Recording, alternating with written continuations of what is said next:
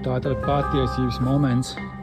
Tātad tie, kas nezina, man pēkšņi mašīna vienu dienu vairs nevar piedibināt. Vienkārši prosto vairs nevar piedibināt, neko kas notiek, neko tam līdzīgs. Un es uzreiz domāju, kad ir starters beigas. Es pasūtīju jaunu starteru, jo pilnīgi vispār nekādas skaņas nebija, kad tas būs starters. Ne tur kaut kas griezās, nekas pilnīgs klusums. Pasūtīju jaunu starteru, un tagad es viņu nomainīju. Un tālāk līdz ar to, kad tas starters nepalīdzēja. Es esmu nomainījis starteru, salīdz visu apakaļ. Tad tik trūk dažas skrūves, bet tas neko nemaina. Es gribu paskatīties, kas tagad notiek.